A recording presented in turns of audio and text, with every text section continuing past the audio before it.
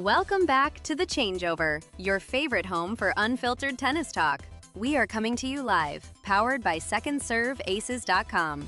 Today, we are breaking down the brutal summer hardcourt swing, from the heavy baseline violence in Washington, D.C., to a fascinating clash of generations in Los Cabos, and a very bittersweet historic streak that finally reached a dozen matches. I am Elena Cruz, fueled by way too much caffeine today, and with me are the resident professors of the pod, Arthur Vance and Julian Price. Yes. Hello. I am currently staring at the glowing, almost menacing green light on my microphone, a silent witness to our weekly tennis therapy sessions. Please don't start with the microphone's inner life, Arthur. We have actual, concrete tennis to discuss. Welcome, everyone. Okay, so first up on SecondServeAces.com, we have to talk about the DC Open. Taylor Fritz against Brandon Nakashima. I was looking at the rally patterns, and Fritz's forehand weight is just ridiculous right now. It is a formidable weapon, certainly. But Nakashima's defensive positioning, his ability to redirect pace, makes this a classic chess match.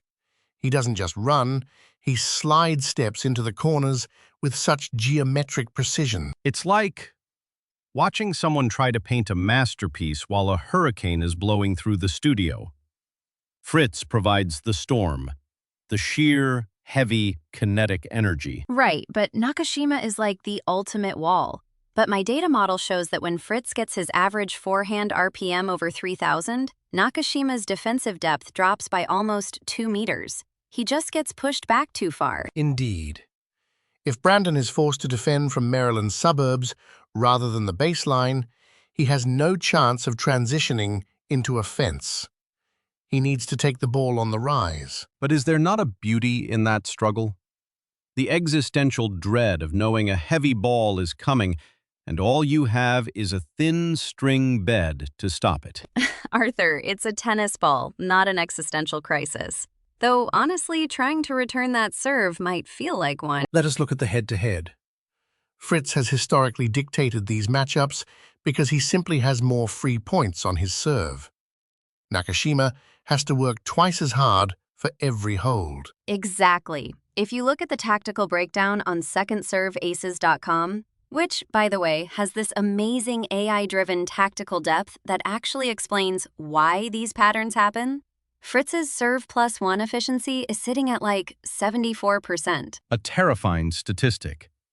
It reduces the game to a series of short, sharp shocks.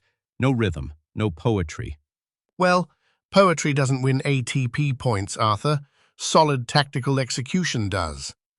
I expect Fritz to take this in a tight two-setter, probably with at least one tiebreak, where his serve carries him through on the tee. Yeah, I am with you, Julian. Nakashima will make it competitive, but Fritz's weight of shot is just too much on these fast DC courts. Speaking of weight and the passage of time, did you see what happened with Venus Williams in DC? Oh, man. Yeah. Anastasia Potapova defeated Venus 6-3, 6-3. It's tough to watch. That's 12 consecutive singles losses for Venus now. It is deeply bittersweet. We are watching a legend, a 5-time Wimbledon champion struggling against the inevitable tide of time. Potapova played a very professional, unsentimental match. It felt like a tragedy in 2 acts. Venus still has the posture of a queen, the elegant reach, but the movement, the physical machinery is protesting. And Potapova just targeted the movement, immediately. She was pulling Venus wide, making her defend on the run. My spreadsheet on court coverage shows Venus's lateral sprint speed is down significantly from even 2 years ago. Of course it is. She is in her 40s, playing against athletes in their absolute physical prime. But one must admire the sheer love of the sport that keeps her out there. No one is forcing her to play. No, totally. It's inspiring, but also, physically painful to watch sometimes. Potapova was just relentless with her depth. She didn't let Venus dictate at all. Is it not a form of artistic stubbornness to refuse to let the curtain fall even when the audience is whispering? Perhaps. But tennis is a cruel sport. It doesn't care about your past trophies when you're facing a break point in the second set or trying to claw your way back from deuce. Speaking of players at completely different stages of their careers, let's look at the Los Cabos final. Denis Shapovalov against the teenager Arthur Gaya. Ah, the young Frenchman. Gia has this wonderful, unburdened quality to his tennis.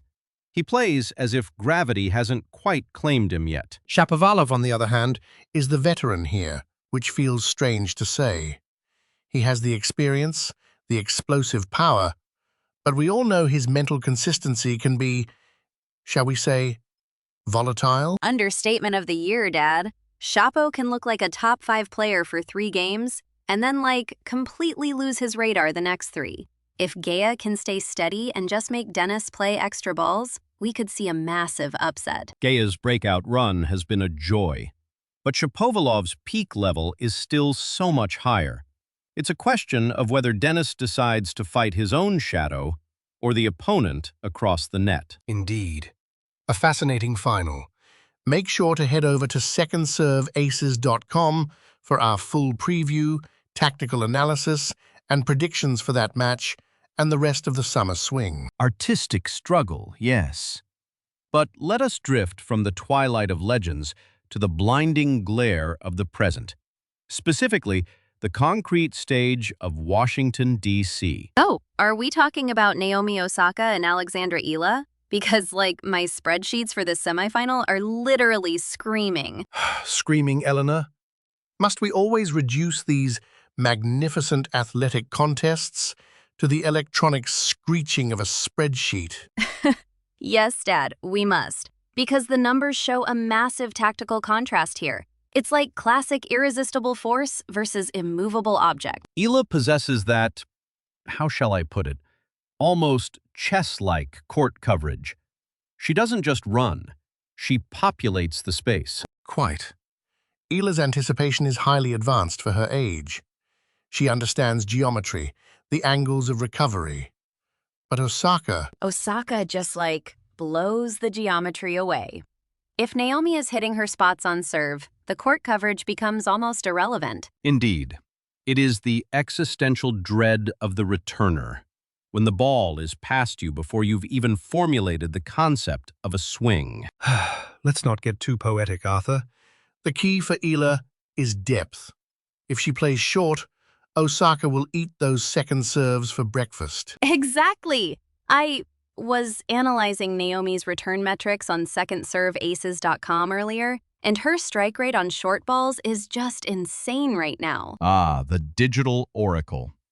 The tactical depth on secondserveaces.com is indeed a comforting lantern in this dark, chaotic sport. For once, I agree.